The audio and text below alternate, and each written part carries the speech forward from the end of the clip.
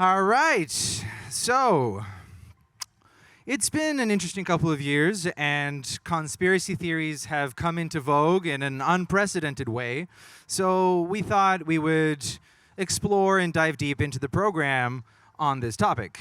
Now, our next speaker we found out about because we read her book before we met. So, we met through the book that she wrote, The Occult Features of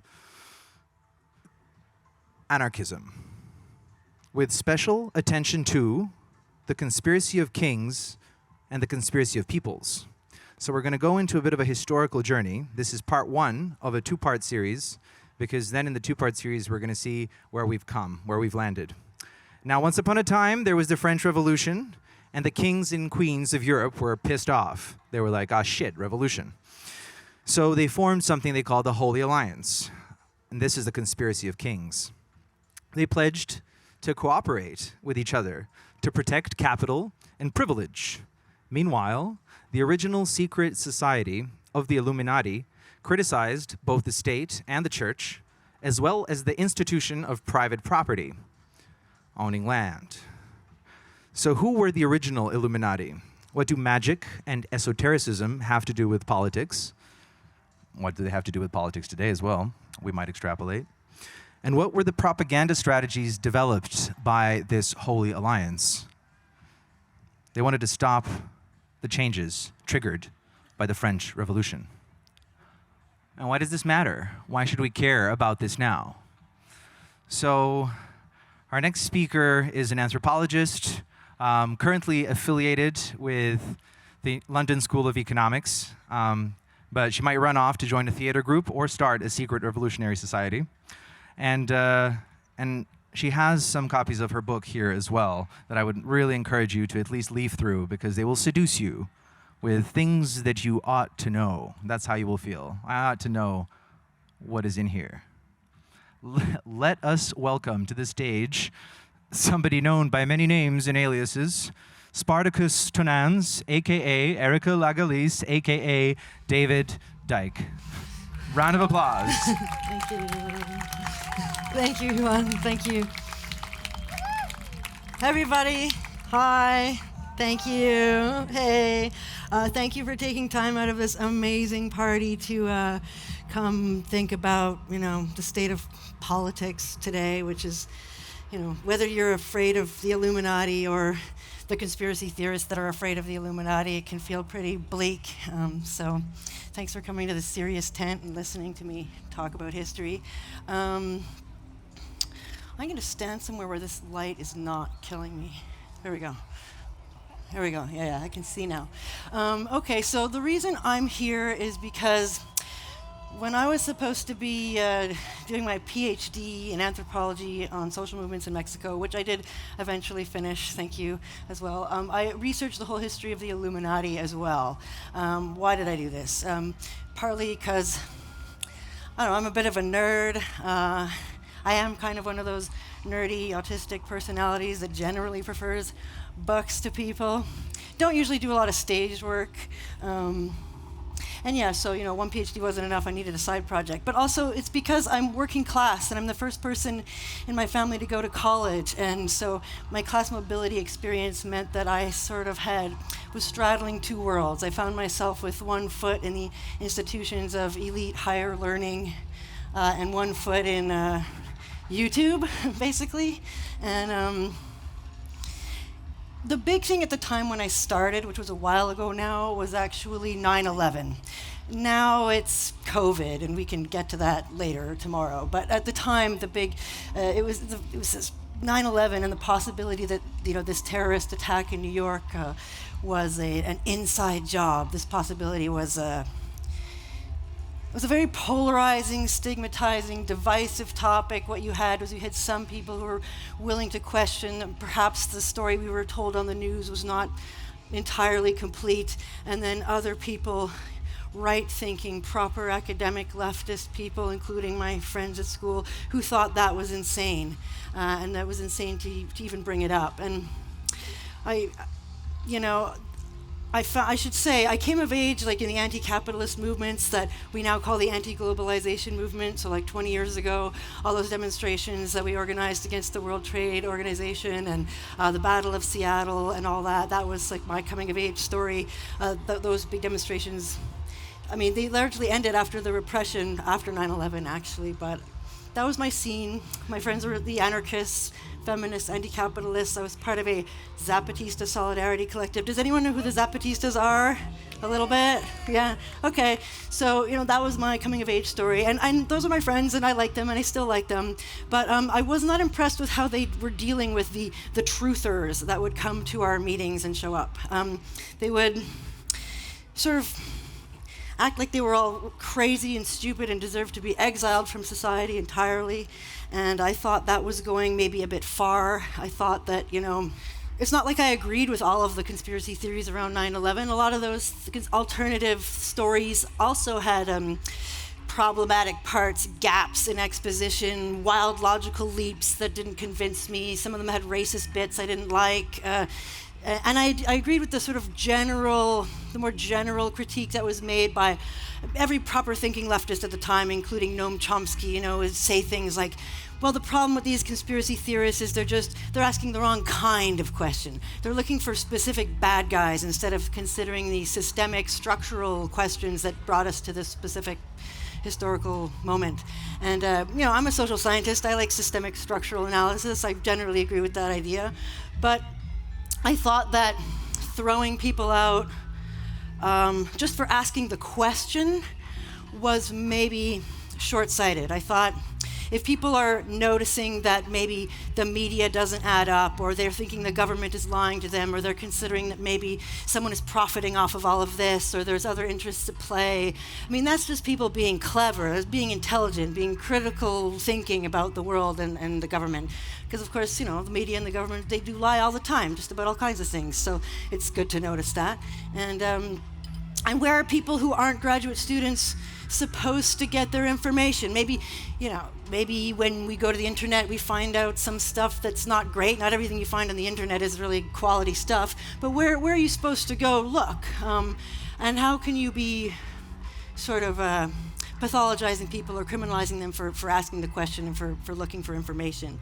And it occurred to me that, I'm not limited to the internet. I'm a graduate student now. I have status at McGill University. I'm a doctoral candidate in anthropology. I can do stuff like get the interlibrary loan system to mail me books from the 18th century or scan things for me. I can be like, I want the personal correspondence of the leader of the Illuminati translated from German to French, and fax it to me, and they will. I was like, I'm gonna do this. I'm gonna fact check Zeitgeist the movie, because that's the kind of person I am. And here we are. So I do this really deep dive, and believe me, I go half insane at least 7 times in the process, and I watch everything I can find on YouTube, and I read all the books I can find, and I get them all sent to me. And I notice in the process that, some of the stuff that we learn on YouTube documentaries about secret societies and stuff, some of it is true, but some of it is not true.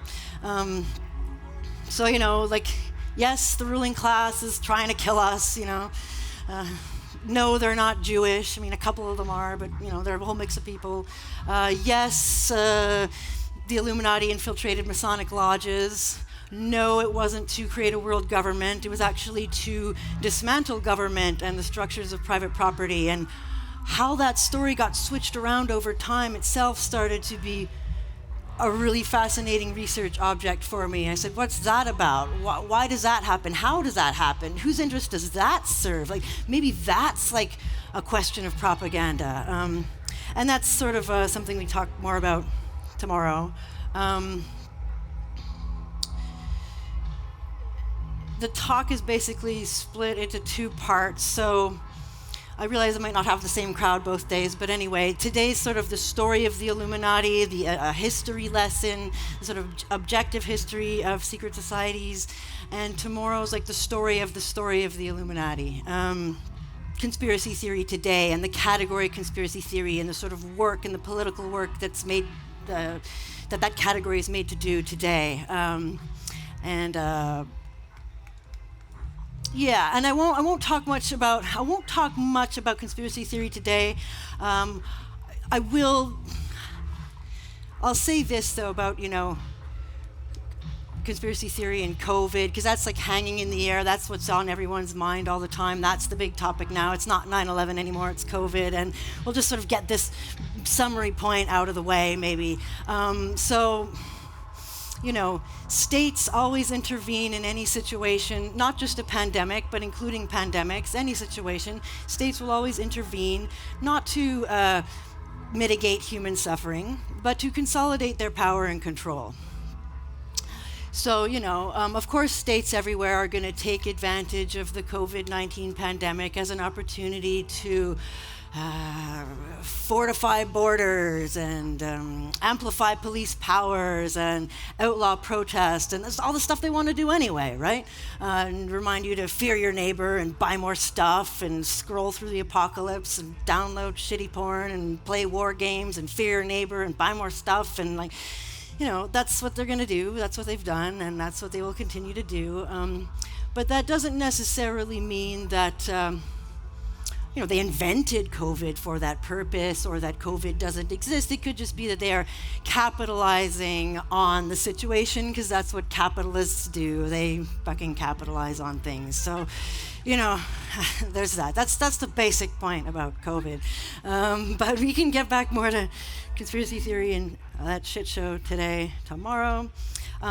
Today's history. So yeah, it's going to be an overview, general overview of like magic and politics in the modern world, and the role of secret societies or not in the development of modern revolutionism, and the connections and disconnections between like secular social justice movement projects and New Age spirituality, how those things connect and disconnect at different times and places, and why, and what do we mean by magic anyway, and we'll try to fit all that in like, what do I have left, 45 minutes?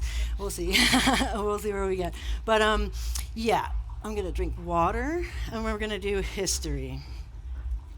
And yeah, I'm gonna do a bit of a chronological approach,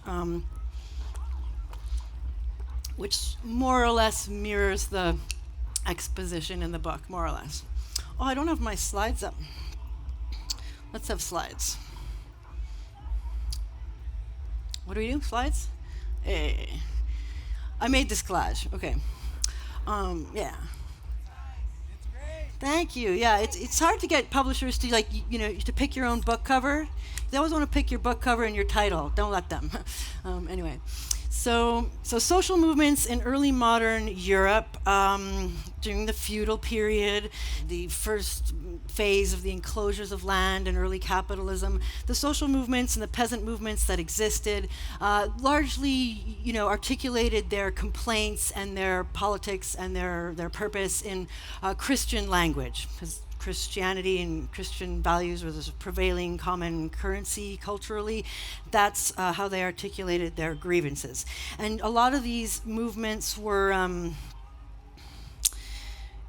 spontaneous movements led by a particular charismatic figure who would, maybe a prophet-like figure or someone else who would rile everyone up in excitement about the coming new age, the millennium of peace, and there's the idea of a coming heaven on earth, 1,000 years of peace, and that would follow this era of strife and suffering. So this idea of the new age is very old. It's an old school Christian idea, actually.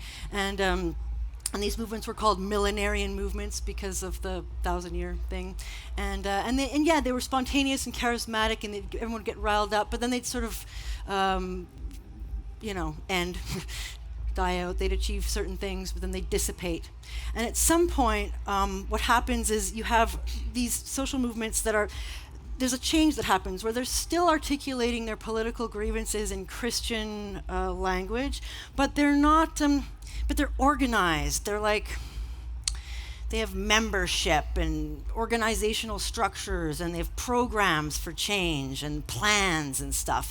It's a totally different situation. And so how do we get from one to the other? What happens there?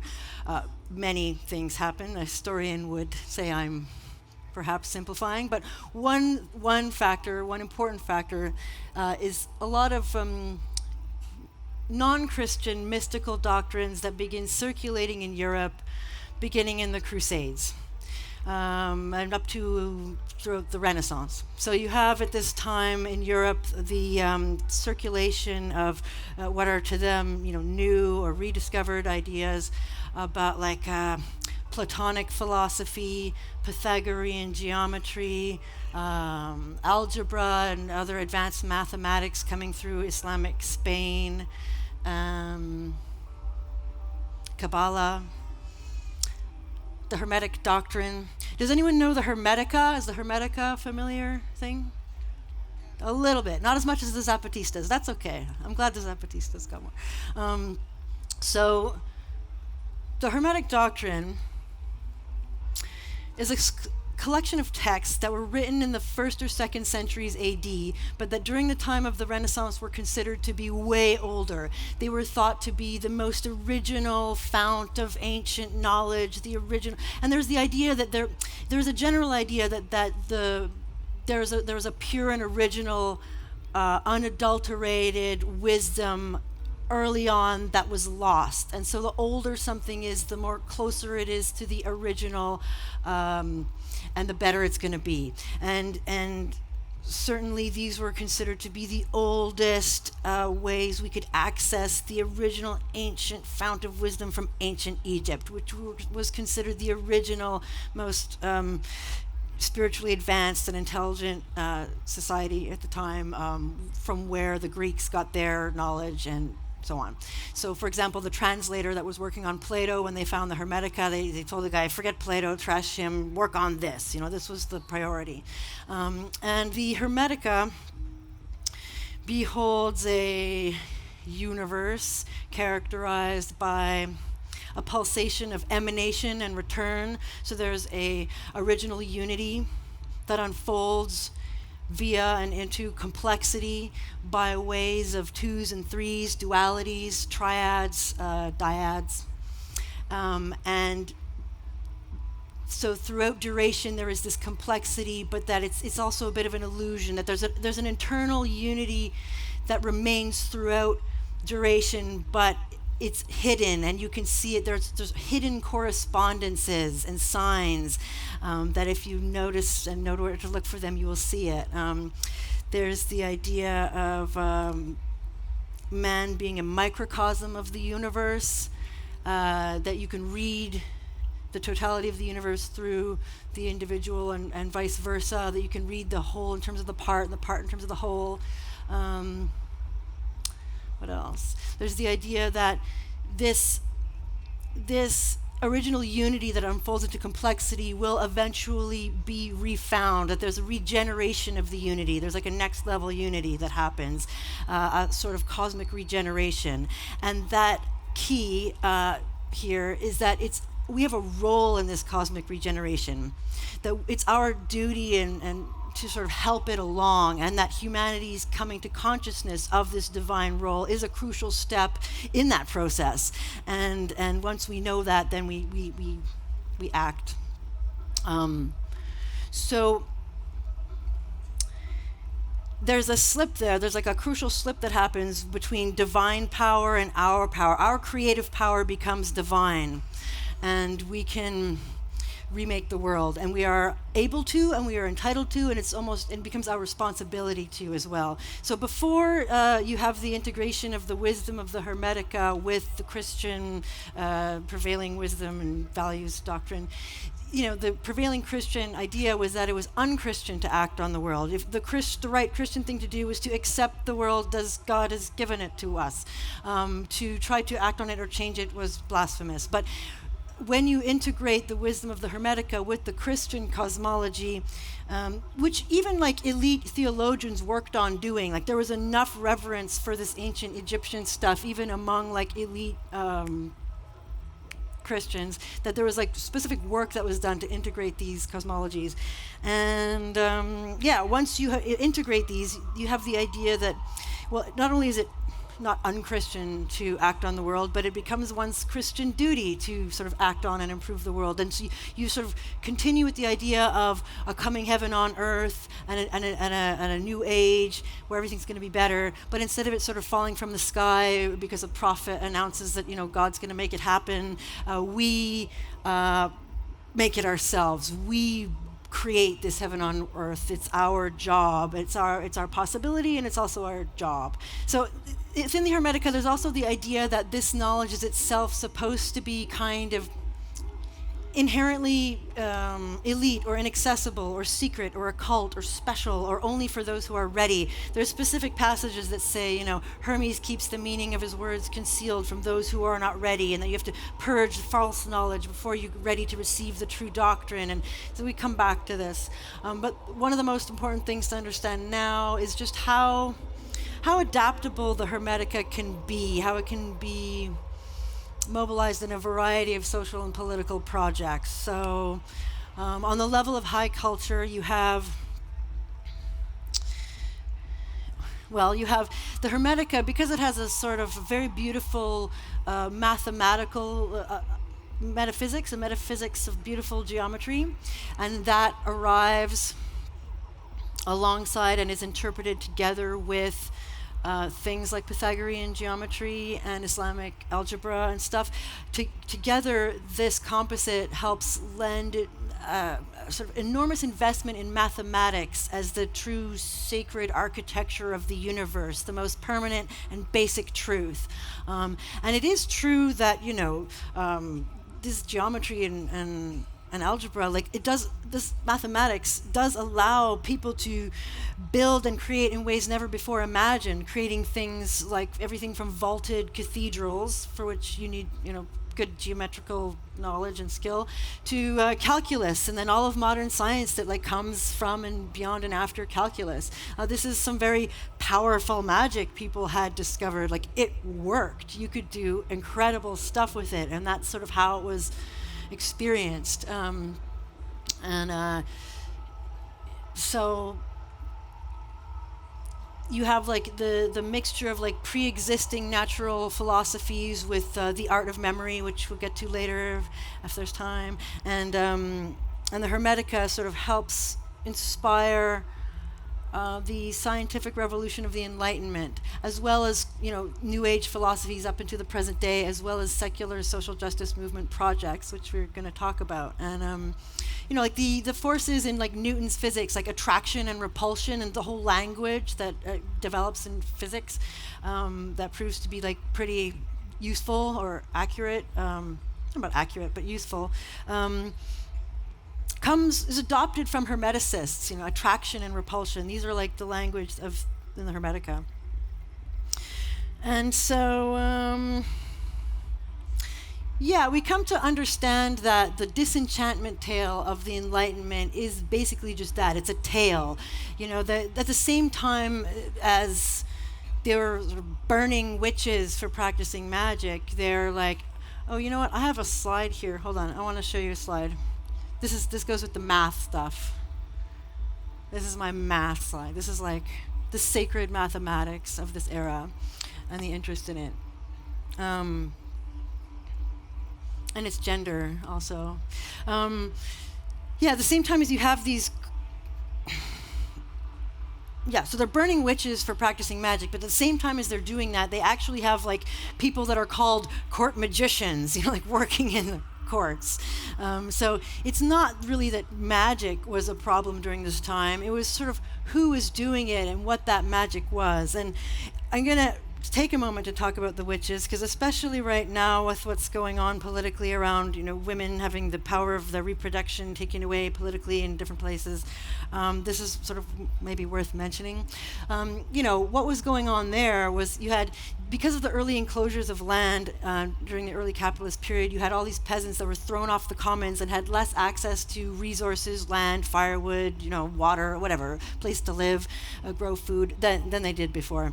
And so they're wandering around homeless, with authorities trying to throw them into workhouses and imprison them and press them into the Navy and everything. And they stopped having as many children because they just don't have the resources or situation to have lots of big happy families, and they're breeding less, and the authorities don't like this. They want a whole new generation of wage slaves to fuel their industrial revolution and shit. So they actually start a whole specific propaganda campaign, like purposefully, against the baby killing witch.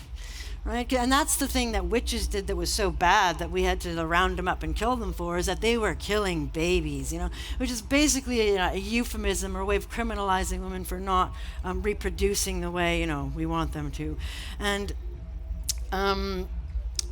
it was a way of sort of it was about turning women into producers of labor. And, at first the men folk didn't necessarily go along with this, right? At first it was like, whatever, like, there's like, because I mentioned this because there can be a misconception that, this witch hunt stuff happened like before science, before rationality, before we, when we were silly and religious, before we figured out, good ideas. But it wasn't just barbaric, silly men going after their women because they're stupid and mean and hadn't figured out science. It was like the men originally rejected a lot of this. But over a period of a couple of hundred years, like the authorities worked on the situation and sort of, did things to try and divide the men folk from the women folk and be like, like making men responsible if they're women relatives are witches, then the men are going to get punished. Just divide people that way, or it's a way of giving men power. At some point, if you're a man and you have a problem with a woman, and that you can just sort of say, hey, she's a witch, to deal with the problem, like it's a tempting, seductive form of power. And so slowly but surely you actually do have men cooperating in the witch hunt and leading them and sometimes really believing it, but it really was purposefully generated from above over a long period of time. And it was done so by people who used the language of magic to criminalize the women, while at the same time they had court magicians that they're paying to develop magical practices. And it's important to just perceive how that works. Right, so the Hermetica is adopted on the level of elite culture by court magicians, alchemy labs, but it also influences new social movements against systemic power. And here the main example that I'm going to discuss is Freemasonry. What you have with, what happens there is like, okay, so again, what you had originally you had Masonic lodges that actually have, builders in them, real masons who build those vaulted cathedrals we were just talking about. They had artisanal guilds, lodges, which, protected certain professional codes of conduct, served as ways of apprenticing new builders and masons, protected the labor interests and solidarity of these builders. They were builders, they were manual laborers, but because they were understood to be working with quite complex and advanced forms of math and geometry, and they were understood to be skilled laborers, and they got a certain amount of respect, and there was a certain amount of labor power and solidarity they enjoyed, and they had these guilds, lodges. But what happens is the membership in these lodges slowly becomes replaced by sort of literate, middle-class men lured by the imagined history with the ancient secret knowledge of the architect of Solomon's Temple, Hiram Abiff, and a whole pastiche of Kabbalistic and Hermetic lore, and they sort of, get together and put on silly outfits and imagine themselves building a better society. And so instead of about building buildings, it's about building a new world. There's the metaphors of sacred architecture, the metaphors of building are all there and used and repurposed to discuss this building of a heaven on earth. It's worth noting, that how it happens like at a similar period in time, like as women are losing the power over their own reproductive labor, that during a similar period of time, the men also lose power over their productive labor, and they have less protections through these guilds, which are taken over sort of by these middle-class guys. And it's true that the Freemasons, they weren't the most downtrodden people of Europe. They weren't the peasants. They were a sort of more literate class, but neither were they the elite. They were putting forward ideas that were actually quite counterculture and challenging to the existing elites of the time. So they were against the power, the unquestioned power of the church and of the monarchy. They thought that science was the way forward, logic and rationality should order society, that things should be done in a way that's rational and makes sense and that is fair. There was the idea of merit as the only just distinction, replacing the sort of logic of aristocracy and class. And these ideas were considered really challenging and subversive and dangerous to the existing elites of the time. And so their commitments to egalitarianism were, they were limited. They didn't invite women into these lodges. Freemasonry is basically what social movements look like after the witch hunts. I mean, the old Christian movements we talked about earlier, women weren't necessarily in charge, but they were there. Here, they're just not even there. So they're not. You can't say these are like fully egalitarian organizations at all. The egalitarianism is very limited. The Jews aren't allowed in. The women aren't allowed in. But because there's a whole discourse and ideal of merit as the only fair distinction, there is a sort of there's room to critique the contradictions between theory and practice in the lodges. And you do start to see, basically the lodges involve a mix of people that we would now call like liberals and socialists. Those sort of names and factions and categories didn't exist at that time. They sort of developed and sort of solidified later. But that's sort of, if you read back onto it, you sort of have people fleshing out those like sets of ideas. And so there's some that were more radical than others, and there's people that said that it should be more open, and if we really want, to men to meet upon the level, there's all this metaphor of like level, like mathematic leveling and the leveling of hierarchy in society, and like if we're really going to do this, shouldn't we sort of walk the walk? And so they did start to slowly democratize some of the parts of the organization. You had they never let the women in, but they abolished the fee for entry, and they abolished the literacy requirement, and so it was possible for a whole variety of less literate workers to join, and the discourse, does become more radical and more centered on the workers' question. And it's true that by the time of the French Revolution, you have like 50,000 members and 600 lodges or something, and a lot of the revolutionaries in the French Revolution were Freemasons. Some of them were not. Some of them were people that just made use of the lodges to further their revolutionary cause. Some of them had associations that were entirely separate, but adopted a certain measure of Masonic iconography or organizational style because it had accrued a certain measure of social legitimacy. And it's not really possible to fully parse, which was which in retrospect, and neither, in my opinion, is it specifically important. The important point being that at the turn of the 18th century, the revolutionary brotherhoods, derived a lot of power from a collective self-association with a long history of and access to secret magical power and knowledge, and that it was through having access to that they were entitled to act in the world as illuminated men and felt empowered and able to build a whole new world, a whole new better world. And that their related style of organization comes to influence what we know today as modern revolutionism. And like, this is also true for the, I'm slow with my, this is my Freemasonry slide. I'm not going to discuss this slide. I'm just going to let you guys look at it and like integrate what I said by the image. because I'm probably taking a lot longer than I'm supposed to with my talk. Okay, so yeah, this what I just said, it also goes for the Illuminati, okay, who I'm sure we've all heard of, but they're just one of many revolutionary associations at this time. They're also operative at the time of the French Revolution, but mostly over in Bavaria, not really in France at all. It started by a sort of radical upstart prof guy named Adam Weishaupt, who and 5 students, and it grows. But Weishaupt had and he joined a Masonic lodge a couple years before, but he wasn't impressed with the level of critique there. He was more radical than most of those guys.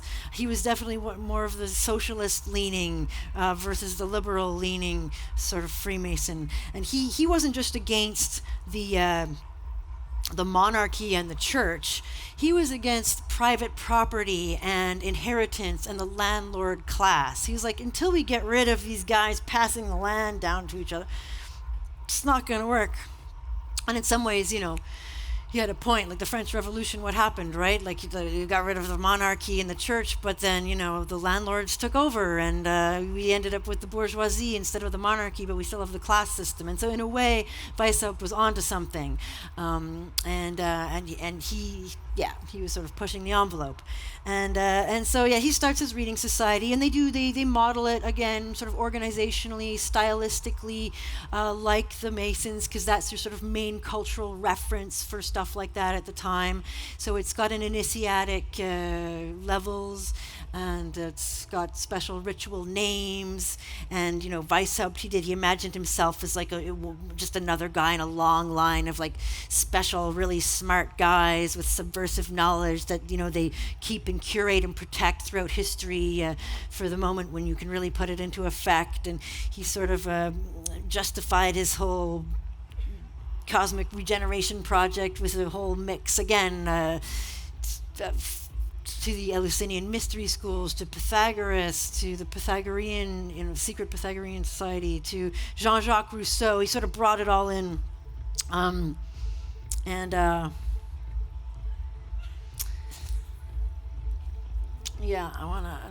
don't wanna leave anything out about the Illuminati. Yeah, it starts about him and 5 students, but it grows to about like 50 people in 5 Bavarian cities between 1776 and 1779, and it eventually does extend around Europe, different cities and countries in Europe. But it doesn't really last that long, actually.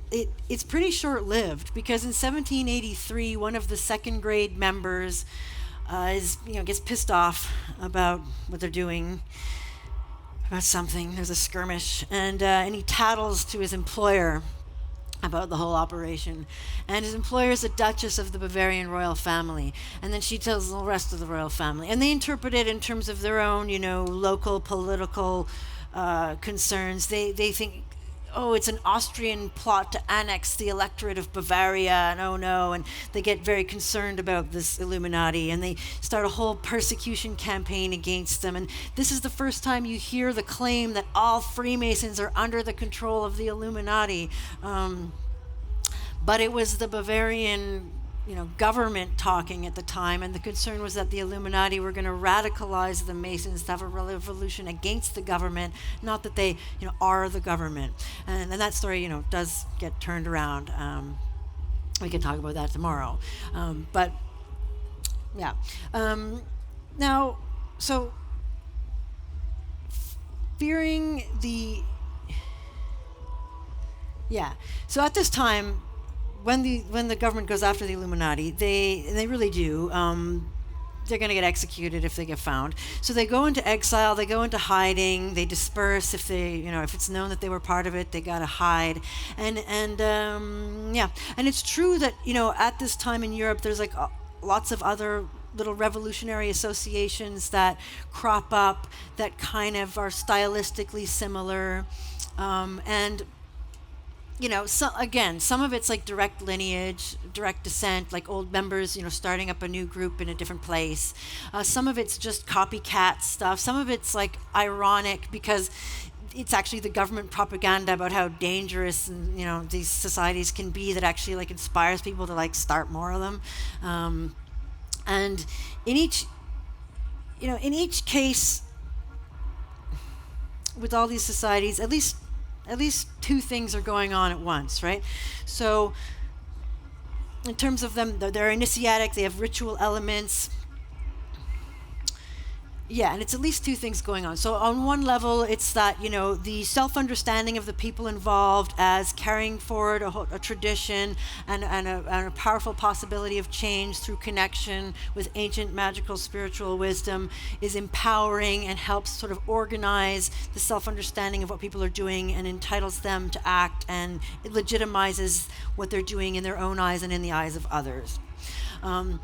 But it's also true that the initiatic pyramid shape of these groups is also just a very practical form of security culture at a time of increased state repression and control. Because after the French Revolution, all the monarchies in Europe, they don't want this to happen elsewhere, right? And, while a lot of the kingdoms might have, in the past been concerned about each other, at some point they realize they have more to fear from the people than they do from each other, at least now for the moment, with this revolutionary stuff happening. And so they actually get together and they form an alliance, an international alliance of the monarchies of Europe with the Christian Church, Catholic Church, and they call it the Holy Alliance. They form at the Congress of Vienna in 1814, and their whole specific plan is, stopping revolutionary inroads in Europe. They're going to cooperate in banning certain publications, and they're going to deport militants and surveil people and stop their movement and help each other imprison revolutionaries. And this was, this was like, insofar as there is like a new world order that like starts happening around this period, it's those guys. I mean, that was a precedent setting in terms of cooperation among governments to stop revolution. And yeah, they posed a real problem. The people in the workers' movement, said, they called them the conspiracy of kings and said it needed to be answered with the conspiracy of the peoples. And that's where I got the, I think, we're going to come back to this one. That's why I got the subtitle for the book. And yeah, we'll just leave it there for now. So yeah, so the pyramid structure of these revolutionary organizations is practical in that situation as a form of security culture, where just in the sense of if you don't know everyone else involved, you cannot snitch on your comrades, even if they're torturing you and pulling your arms off and whatever. You cannot tell who else is involved because you do not actually know everyone else involved. So in some ways, the initiatic part where you're sort of vetting people and you're making sure not everyone knows everyone else involved is just a very practical way of making sure that everyone doesn't die really fast. But it's also true that the ritualization and that sort of the association with magic was an empowering subjective element as well. So both of those things are happening at once. With the ritualization affirming the sort of self-understanding, of these illuminated men who felt purpose was to steer mankind toward achieving perfection on this earth. And one of these guys is one of the first anarchists, like Bakunin. He felt the same calling 100 years later after Adam Weishaupt. He started his own revolutionary fraternity, his own revolutionary brotherhood, and he was also going to infiltrate, the First International to try to radicalize people. So if 100 years before you had Masonic lodges that have a mix of what we would now call socialists and liberals, and you had Weishaupt going in trying to sort of pull the socialists towards his more radical project, 100 years later you still have the Masonic lodges operating, but you also have the First International, which is made up of, it's the first official formalized socialist organization, and it's made up of the socialist-leaning Freemasons, as well as other socialists that are not necessarily Freemasons at all. And they get together and they form this association. And it's helped along by some sort of infrastructural support by the Freemasons, because they have a lot of stuff. They have spaces, they have venues, they have halls, they have taverns. The first meeting of the First International was held in a Freemasons tavern. And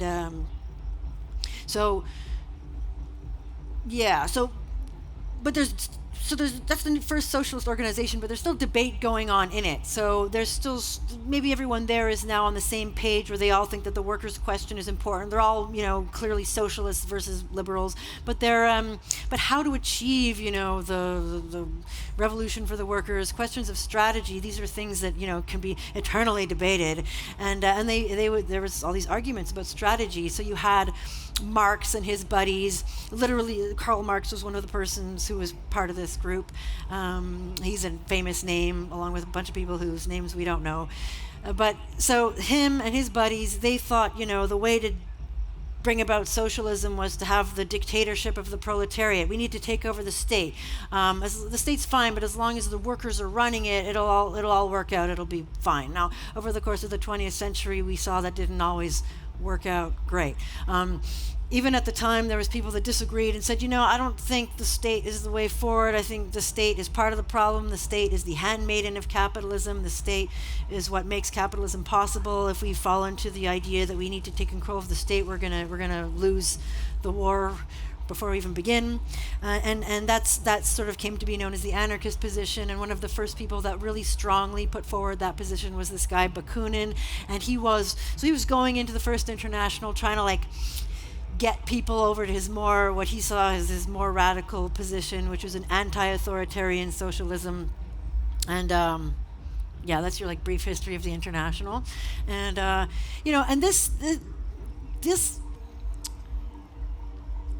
the communist and anarchist symbolism that we have today, it tells this story. It's kind of hidden, it's occulted, but it's there. The star, that the Zapatistas use, or on Che's hat, or those iconic images we have of the star hosts a whole charge of powerful esoteric meanings dating all the way back to the Pythagoreans. It was adopted by the Freemasons to denote the second grade of membership in their organization, comrade, and then was taken by the First International from the Freemasons when they started their organization, and they used the star. The circle A, for anarchy, early versions of it, this one up here, are clearly made with the plumb line level and of Masonic iconography. And these days, a lot of people involved in lefty movements, and they don't necessarily realize that the star that the Zapatistas use is actually the pagan pentagram. But this was pretty well known, actually, by most people at the time in the 19th century. The overlaps, beyond Bakunin, the amount of lefties that were involved in one way or another in New Age spirituality and esoteric interests were enormous. In the book, I sort of go through I don't have time to do it now, but talk about the Owenites and the early feminist Annie Besant, and how the anarchists were into the theosophy of Helena Pavlova Blavatsky, and spiritualists and mediums it was the American Association of Spiritualists that first translated Marx and Engels' Communist Manifesto in America. And that kind of annoyed Marx, because Marx and Engels were actually quite unique in being very stubbornly against all of these ritual trappings. They were really not into it. But really, the one thing that, the thing that supposedly makes Marx and Engels, socialism and their theory of socialism, scientific compared to the others, was their theorization of the dialectic of history. And I will not go into a whole lecture on Hegelian dialectics, even though I really, really like Hegelian dialectics. I'll spare you that bit. But, basically the idea of a coming new age of communism that's brought about by a mixture of fate and willful human effort, in Marx's theory of history. And it's Christian/Hermetic New Age all the way. It's just kind of restyled in the language of the dialectic. But yeah, so as I just want to make sure I'm not forgetting anything important, but basically, as Marxist scientific socialism, came to dominate during the 20th century, for all the reasons that it did. I mean, it does. Like, you even know, one of the examples in the book is this guy Sandino. So in Nicaragua, there's a revolution in the 80s and 90s, the Sandinistas. I don't know if anybody knows about them, but they were named after a guy named Sandino who actually lived in the 30s, and he was a socialist revolutionary guy. But he flew this flag that was like rainbow striped and had all these mystical spiritual symbols on it, and he was actually thrown out of the Third International for it, because they weren't into that. The Third International, the first one was okay. It kind of gets, by the time you're on the Third International, Stalin's in charge. It's not a great place. But so they kicked Sandino out.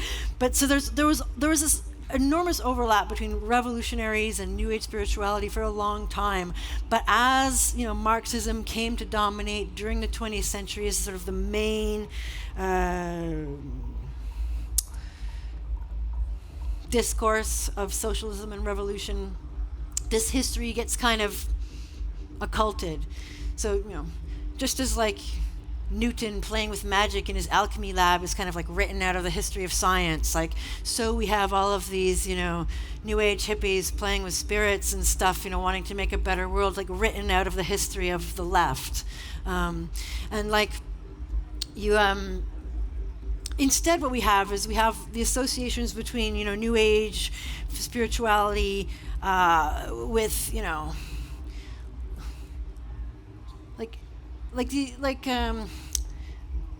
theosophy, Blavatsky's theosophy, which was a big thing at the time.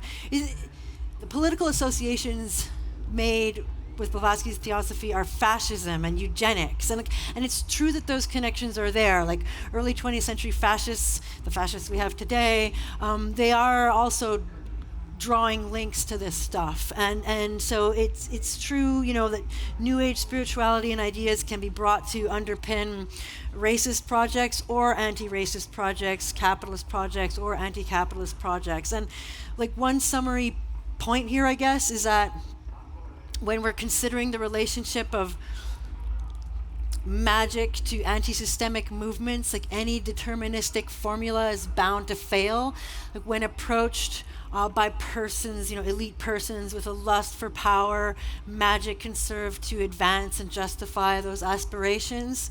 But if it wasn't for the influx of so much, ancient magical wisdom that served to triangulate, popular discontent, modern materialism, and popular religion in new ways, we wouldn't have had necessarily the emergence of social justice movements as we know them today. So both things are true. And right. And what do we mean by magic anyway? I realize that as I'm doing this talk, there's probably some people here being like, she keeps talking about magic, but she's not really saying what she means. And it's true that I'm kind of tacking between two definitions of magic throughout the whole talk. There's the what we could call the anthropological definition of magic, the social constructivist version, where you basically just neatly sidestep the question of whether or not spirits really exist, and you just concentrate on the fact that the ritual and ceremony that people build up around these ideas is itself generative of a whole bunch of stuff. It creates new social relations in the process, and that in itself is a form of creative power and magic. So there's that. And then there's other times I'm sort of referring to magic as, I guess, what we would call like undiscovered science. Like a lot of the stuff that was called magic in the Renaissance is just called science today. When people are playing with alchemy and numerology and come up with calculus and chemistry, like we don't call that magic now. We call it science because we've sort of captured it as scientific knowledge and feel that we have full understanding of it on that basis. It's reliable. And we sort of reserve the word magic for like the experiments that didn't work or weird shit we can't explain yet. But in fact, but all this stuff was, it was magic when it was being invented, when it was happening. And another I will do the art of memory quickly. So a lot of Renaissance magic becomes science, but not just math and chemistry. The art of memory, which I mentioned once or twice, becomes in some ways modern psychology. So the classical art of memory, it begins as something quite practical. It begins as a way of remembering speeches, as part of the art of rhetoric. There's the idea that it's long been understood that it's a lot easier to remember pictures than words, and certain pictures more than others. Pictures that involve emotionally moving scenes, things that get you emotionally, or even just action, like moving scenes in terms of like things moving, action scenes or that involve jarring juxtapositions that like you stop for a minute and you're like, what? These, in a way, it's like an early theory of trauma. You could kind of do that with it. So it's understood that pictures are more easy to remember than words. And so to remember a speech, what you do is you remember pictures, and the pictures help you remember the words. And the idea was often that there'd be a place, either a real physical place that you would go to and walk around in, or a place in your mind's eye, a building, a palace, a memory palace. If anyone knows the cultural reference of Sherlock Holmes, he has a memory palace. And the idea is that you move around this palace and you look at the let's say you, in your mind, you could probably close your eyes and remember what your house looks like without too much difficulty. You know what rooms there are and you can picture what they look like. So you associate different things with the different images in the rooms, and then you can remember your speech or your discourse by, in your mind's eye, walking around the house and looking at the images, and all you have to do is remember like 10 images in 10 rooms and you'll remember the whole speech. It works pretty well. It's kind of how I remembered this speech. I did look at my paper a couple times, you caught me, but more or less memorized it this way. And so it's understood that, it's a practical practice. But over the course of time, hundreds of years, this practice gets used and developed in all kinds of different ways. Instead of just being used as a way to remember speeches, it becomes a tactic to help people remember cultural values or religious teachings, or stained glass windows in churches. That's a memory palace. That's done on purpose. That's to help you like remember a story and remember Christian vices and virtues by the impact of the image. And it was understood in the Renaissance as a sort of involved, integrated with forms of Renaissance magic as a way of like understanding and remembering the secrets of the cosmos. And there was a lot of like play going on with like Hermeticists playing with the art of memory, where they'd make like grids of like a certain logical order of things, like let's say the planets or the signs, and then like another order like of logic, and then you could cross-reference things. And it was through playing with the art of memory and the Hermetica that you ended up with new kinds of mathematical notation. So instead of like an algebraic figure coming to standing in for any given number, it comes to stand in for different relationships between numbers, and that's like next level math. That's like for the math nerds. I love math, but it's also true in psychology. The more we come to understand the power of images and how images can help us remember or not, and how to do that, that all that information gets integrated in modern psychology, and also modern advertising, right? So in that sense, like Renaissance magic really is being used to sort of mind control us, but not in the ways that like some conspiracy theory documentaries would have us believe. Like the art of memory, it really does, it really does work. And I think I'm going to stop talking soon, so we have time to have a little bit of a chat, and we can talk more about the art of memory and mind control and propaganda tomorrow. Because even both your mainstream CNN media moguls, and their conspiracy theory critics, like they're making use of the art of memory, sometimes consciously, sometimes not consciously. You making use of like moving images and seductive geometries to sort of compel the public, And but yeah, we can talk about that more tomorrow when we talk about how the story of the Illuminati gets so switched around, and how and when and how and why it might be that the story of the secret order of the Illuminati is now understood to have achieved the ends of its adversary, the Holy Alliance or the Conspiracy of Kings. Like, how did that happen? How did that come to pass? That the Illuminati are in control of government instead of a group that sought to oppose government power, and why, and to whose ends, and who does that serve?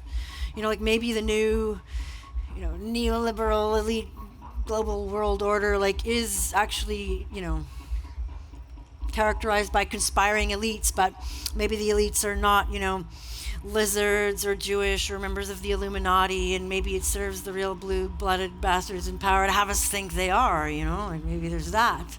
And but yeah, for now, let's stop. I want to give you guys a chance to ask me skill testing questions. I know we went over a lot of stuff. Feel free to ask me about magic, math, witches, the sort of Christian/Hermetic pantheism, where you have the idea that God is inside us and all around us, and it allows and empowers us to sort of try and create a new and better world.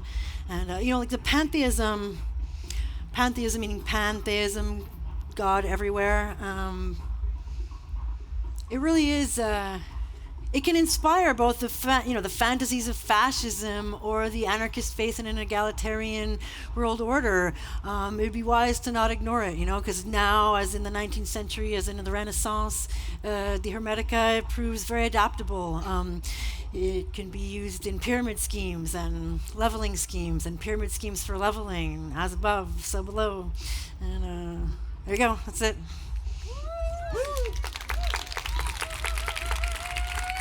All right. Thank you. Give it up. Give it up. Give it up. And I'm also just boggled by the density of the research and the fact that somebody goes and dives into this kind of writing and apocrypha and relics and remains of the record that is often incomplete. So you do have to do a little Sherlock Holmesian study to get at this, and to do that, the euphoria and conviction that is required to sustain this kind of research is intense. And an exposition of the complexity at hand is intense. So at least the complexity of the stories is something to find esteem in and recognition in. None of this internet reductive storytelling. All right. Questions? Show of hands. And remember, my night vision is really terrible, so I will need some motion. Yes, wave at me. You know what? Actually, let's do it. Actually, I'm gonna just pause this whole thing for a second. We're okay? gonna gather some questions. Yeah. Okay. Gather questions. Yeah. But I also wanted to. Yeah. Okay. Do that first. Fine. What did you want to do? Well, I wanted to say that just in case anyone wants to go off and party their asses off, but you want the book, you can buy the book. There's the book in English, and I have it in Greek and Italian as well, in case anyone is Greek or Italian. And I wanted to, just because sometimes people filter out in the Q&A, I wanted to give you my information. So if you wanted to write me, ask me questions, give me money. Believe it or not, writing a book about anarchism and the Illuminati is not the best way to get a job at the London School of Economics. So I'm freelancing here. So if you want to get out your phones, take a picture, get my info, write me emails, that'd be great. The book's there. I think that's it for technical stuff. Yeah, and then my other request was just to get a couple of questions at once, so that I don't just spend a half an hour answering one question, because I've been known to do that. Yeah, I'm gonna gather a couple. So first one. Okay, so I was wondering, I heard about the Humidica before, so I googled it and I found the information that I found pretty thin, and I was wondering, since it's been such a profound and long story, why is it so thin? Why didn't I found more? Okay, yeah. All right. Good question. Wave, please. And support if somebody can see me not seeing. Well, first of all, thank you for broadcasting all this information and in the structure that you did, because it's such a mammoth amount of information. It's very hard to create a framework to actually explain all of that you did. So congratulations for that. Thank you. It's not easy. And it's a very straightforward question. Out of all the symbolic things that you research, what are they hiding? What's the message behind all of that? What are they trying to say? Basically, I know it's a very profound and very deep question, but I'm sure that you taught us something. Well, okay, I'm gonna ask you, clarify. Who's they? Yeah, like who's they in this question? It's not supposed to be a piss take or a challenging question. I'm curious to know who you mean. Well, since they've went through a lot of effort to actually put symbols into knowledge so that we could understand further on what is the message. What are they trying to teach us? If we are all gods and actually able to create reality around us, or is it just for the elite? Is it just them that are actually able to create this reality, or is it for us, the less literate? That's what I mean with they. It's just the creators of knowledge, or the ones that interpreted the books and all the knowledge that came before us. Okay, I think I understand. Okay, all right. Okay, cool. I'll work on that one. Do we have a question number 3? Yeah, all right. Yes, coming. Hi, Going twice. All right. thank you very much. Where are you? Here. Over here. Okay, hi, sorry. Yeah, okay. I was just wondering if you had any opinion on the fact that it's, I found out the artist Alex Gray and this group Maps people have been at Davos, you know, and I'm just wondering if is there some secret society element to this kind of thing? I don't know how to ask more clearly than that, but Okay, cool. All right. I like 3 very different questions. I like it. Okay. About the Hermetica first. So I have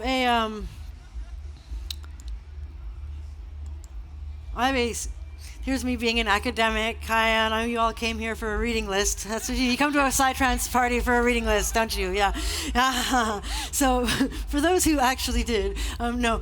So the Hermetica, you're right. Like the Hermetica, you can find pretty easily, like the Hermetica itself, like the Corpus Hermeticum, which are kind of like fragments of like very old texts that like you could interpret in many different ways, right? But then if you want help interpreting like what was the social significance of those words at the time, how were they interpreted and used by people in this century, in that century, what was the work that, you know, this isn't an easy thing to find. And I mean, I read a gajillion books and in the process, but I've curated a list, okay? So the question is as to why it's hard to find. Like, I don't think it's because anyone's specifically hiding it from us. I think that this is a story that, whether you are a sort of mainstream liberal, or you are a socialist revolutionary, in both cases, you know, the overlap between both social movement history and the history of science and with that of magic has been something that is buried for a lot of complex political historical reasons.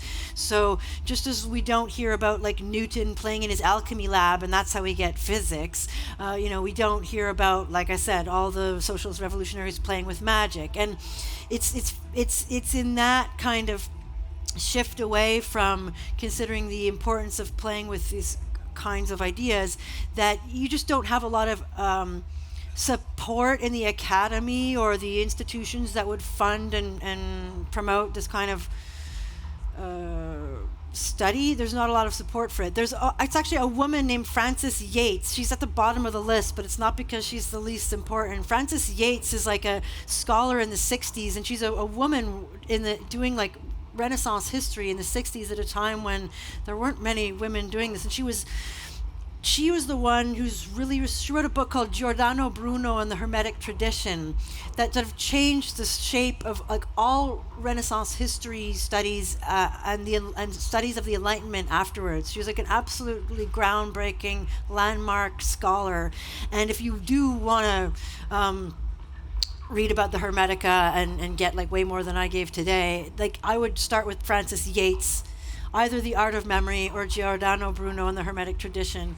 And for anyone who's, if either really into the Hermetica or wants to learn about the Hermetica, but is also really into social theory and the history of social theory and, Marxism or Hegel and all that shit, then this book by Glenn Alexander McGee, Hegel and the Hermetic Tradition, absolute trip if you're into that kind of thing. To learn about how the Hermetica has influenced social theory in the 20th century, the ideas of subject and object, which is, you'll like read Judith Butler differently once you read this book. It's really quite interesting. Anyway, that's the Hermetica question, more or less. What are they trying to... I think that symbols and magic can be used...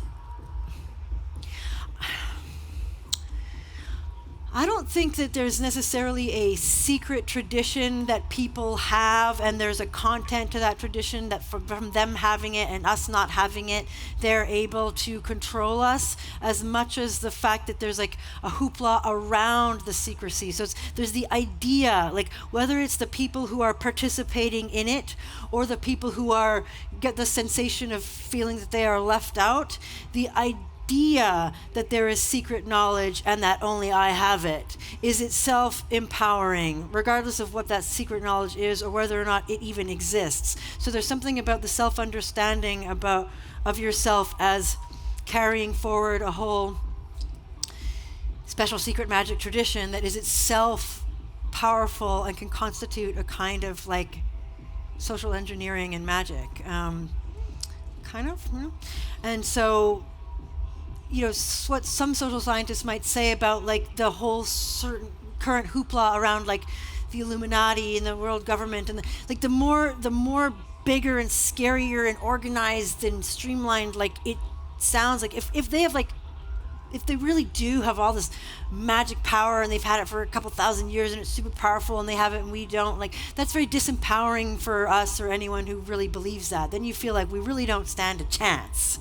So there's a sort of subjective element around the occult and occulting relations that's itself powerful. So I don't know if that directly answers your question, but I would say that it's empowering for us to deconstruct that and understand that we can also use magic and power and ritual and ceremony as ways of consolidating and building new forms of social relations that can empower us to change the world, and that we have to understand that we can do that, and that it's not like they have some special secret recipe book that we don't have and therefore they're going to win and we don't. Like, we can make up our own recipes. I don't know. Thank you. And the third was about Davos and so secret societies. There are, as someone who's sort of gone from like a working class existence to like being a postdoc at the London School of Economics, like the whole ruling class is a secret society. Those bastards, they all help each other. They have clubs, they have societies, they have all kinds of groups, formal and informal, through which they network and make friends and pass favors around and keep wealth in the family. And you don't need like a scary secret society with like weird baby killing rituals and outfits like for the ruling class to do what it does. They do what they do anyway.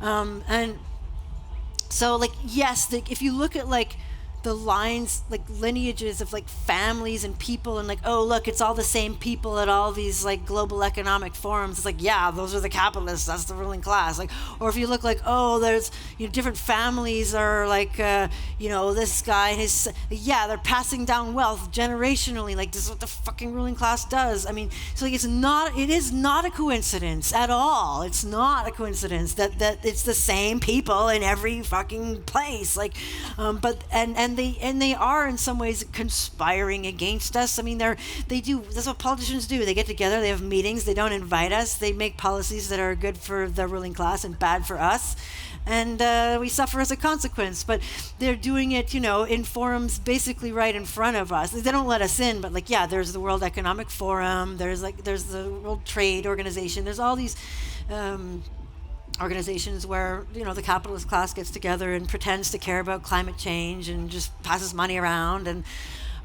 yeah, I don't think we need an Illuminati to explain that. It's just, I don't know. All right. But yeah.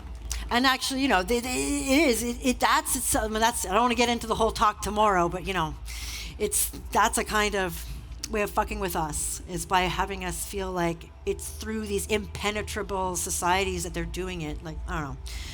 Anyway, more questions? Yep.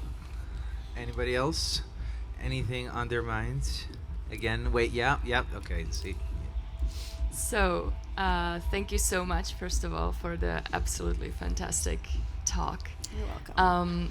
I would be curious about your take on the Skull and Bones secret society in US, and whether it relates any deeper into this symbolism that you've been talking about and this historic kind of lineages of secret societies, or is it just kind of a fraternity joke of, again, some, you know, privileged class of golden kids that then developed into something bigger just by our feeling of there is a secret knowledge, you know? Yeah, okay, yeah.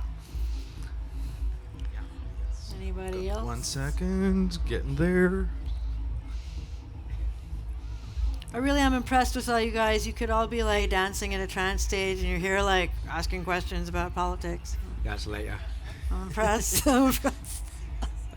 You're talking about the art of memory and the Renaissance and stuff, and I just wanted to ask if somehow tarot ties into that. Yeah. I love this question. All right, so that was on tarot, for who couldn't hear, and I will butt in and ask a little bit about, I mean, I might be bleeding into the next talk, but what are some of the conspiracies of the peoples today? Like, because we spent a lot on the kings, but yeah, something that maybe also adds a little bit taster for the next session. I gotta love the guy who asked the last question that takes like an hour to answer. Gotta love that. But that's 3. Okay, yeah. Okay, so sorry, what was the first one? Remind me, just cue me. Skull and Bones, Art of Memory, Conspiracy Theory. Okay, all right. Okay, so Skull and Bones, you know, everything I know about Skull and Bones, I learned on YouTube. So I don't know if I have more information than you, to be honest. I think that this is probably, okay, I visited Yale. Actually, it's not true, because my ex-partner was a prof at Yale, and I've been to Yale, and I checked out the building. I had to. Yeah, I mean, I think it, again, I don't want to, so I double time supposedly as a respectable academic, so I don't want to go too far on a limb. I don't know. I think the society probably exists. I think that it's probably one of those, fraternities where rich kids, pat each other on the back and go. And they may very well have a variety of ritual activities that they do. I don't know how wild they get. I really don't know. Usually, it's very normal in all societies, cultures, times, and places to have, elements of dress, and ritual to kind of signify rites of passage and status. And so it would make sense that people would dress up in particular ways and do particular rites of passage and rituals as part of the group practice to build some kind of collective identity and solidarity among people there. That's true of like most groups, probably it's true of us in some way. So, you know, but I think the most I'd be willing to say confidently about Skull and Bones is really just that sort of anthropological definition of magic and ritual and how empowering that is. Like, I don't know what they do inside the building. I don't know if it really matters. I think it's just what's important is that to understand that it's one of many groups that ruling class men generally use to consolidate their feelings of entitlement and power over others, and to justify their place in the world and to pass power around.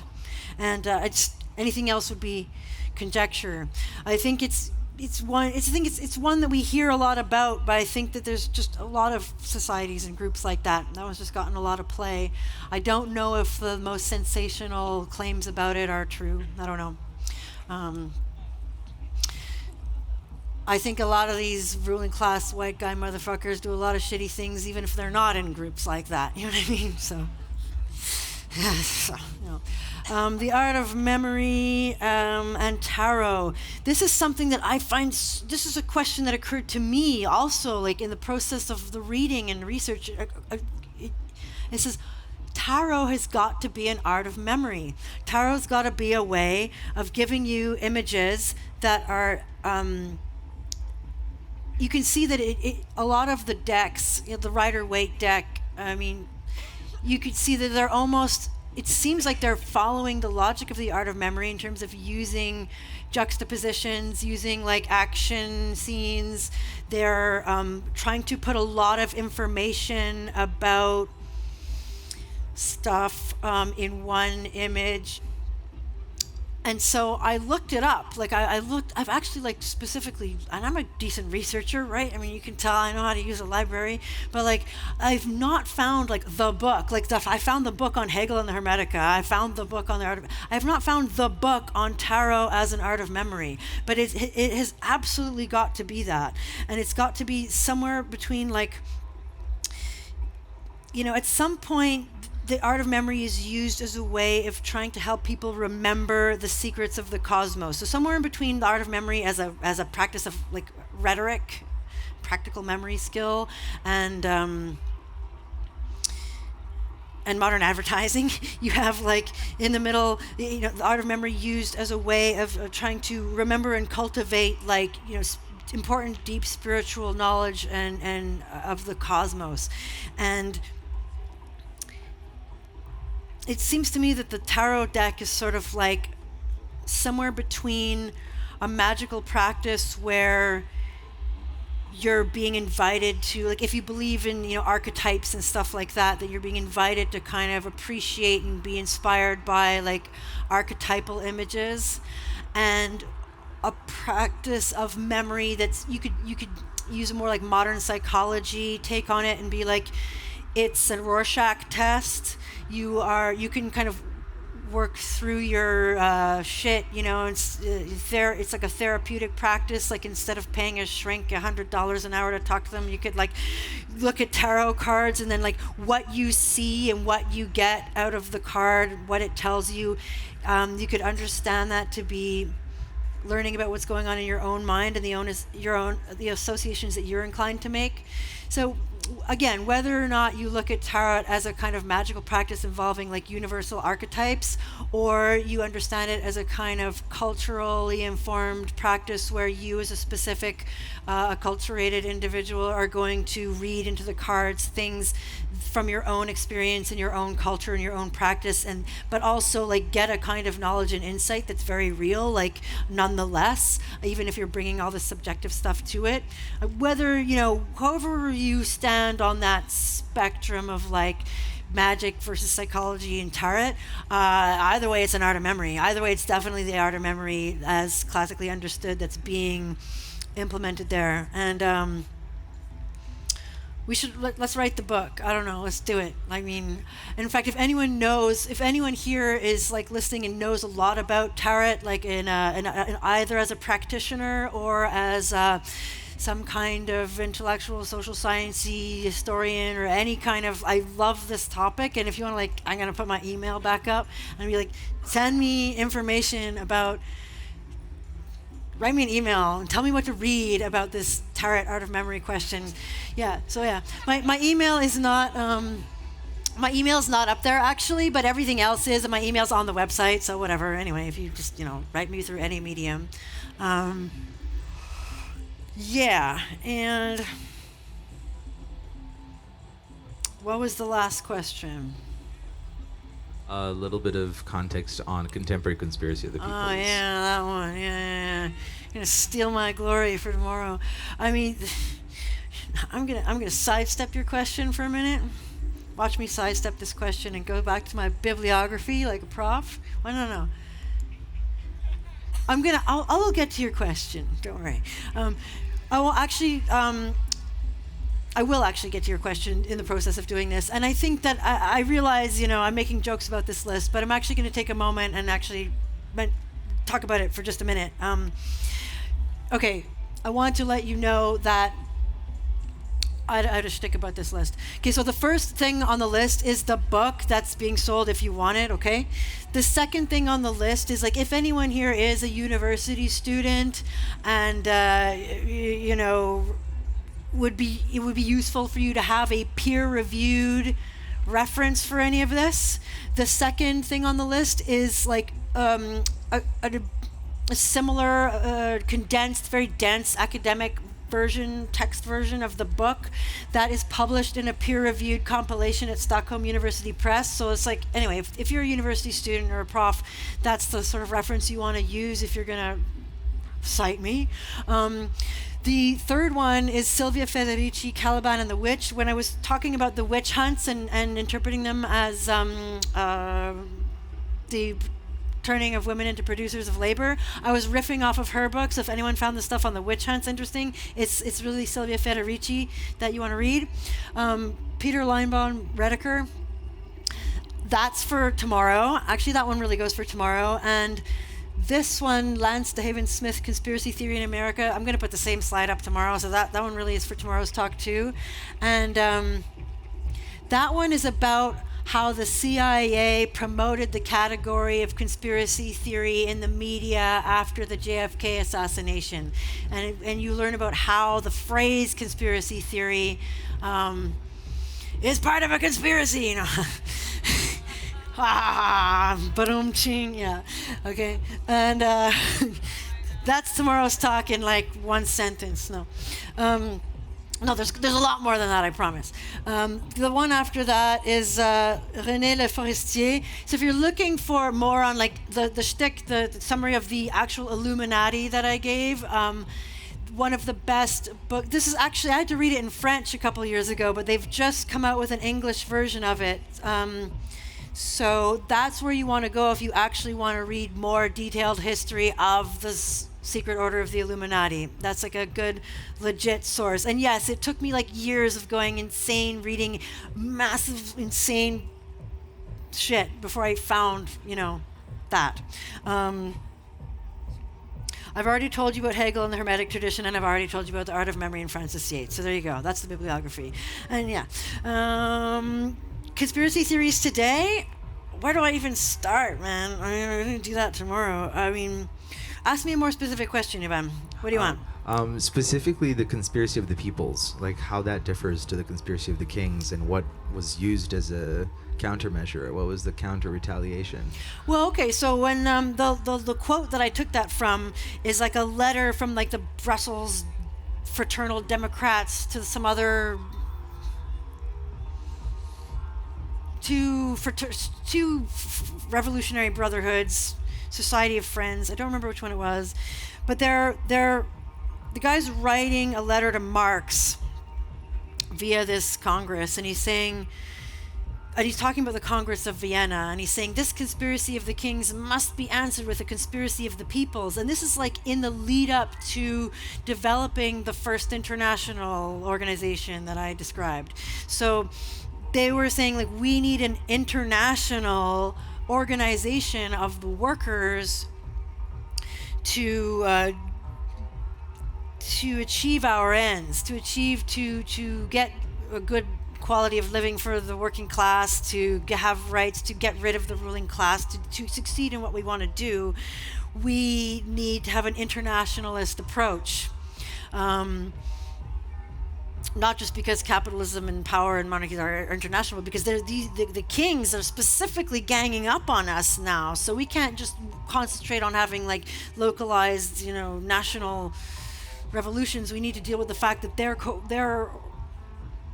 collaborating internationally against us, and we need to be on top of that, and we need to also collaborate internationally. And so the first international is one of a variety of projects, experiments in trying to cultivate a workers' movement that communicates and organizes across borders in a way that can deal with the repression of the states. And it has some success. It doesn't, speaking now, looking back from the 2022, the first international itself doesn't necessarily succeed in everything that it wants to do, but there is a tradition started there that's picked up by many people, up to and including, you could say, the Zapatistas, in their own way, where they understand that there needs to be global solidarity, there needs to be coordination among social movements. If capital can move across borders, the way they manage to fuck us over so often is, the workers, in fact, this is a whole lecture on whatever, you have workers' movements for workers' rights, and that in the middle of the 20th century, like, there's a bunch of rights and things that we managed to win, the welfare state after the Second World War, the 8-hour workday earlier than that. Like, the workers' movement does get achieve certain things. If we have weekends, it's because, they fought for it. But it's true that what happens at a certain point, and this is like a whole, semester-long course in 5 seconds, but they start dividing the working class globally. So instead of in any given country, you have manufacturing and then service and then your white collar workers and your ruling class. They've moved all the production and manufacturing offshore, right? So you have your maquiladoras and your factories in the global south, where they can get sidestep labor laws, and where people don't have rights, where they've arranged the currency in such a way where people could get paid very little for what they're doing in local currency. And the way that wouldn't work if people could leave, right? And that's when anarchists point out that the state is the handmaiden of capitalism. That's part of what they're talking about. The state is what organizes and borders exist because states correspond with territories that have borders, and insofar as states are what are stopping people from moving from one place to the next, that is what allows capital to move around and pay people absolutely nothing for what they're doing. If they were paying people 5 cents a day to make running shoes in Malaysia, and people were unhappy and people could they just leave. They'd be like, fuck this, I'm going to some other place where I can get paid more or just have a different quality of life.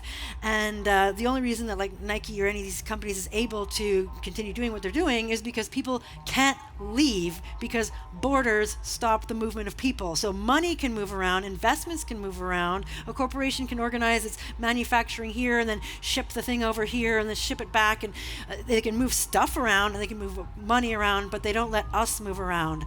And so we really do need an internationalist, a transnational analysis of capitalism to understand how they're achieving what they're achieving, and a transnational approach to building resistance to that in order for it to work, because they've kind of diversified their operation around the planet in a way where certain kinds of labor are happening in some countries and other kinds of labor are happening in other countries. And if we don't, and it has demobilized, the working class movement in many ways, because now in order to practically organize to stop this stuff, you need to,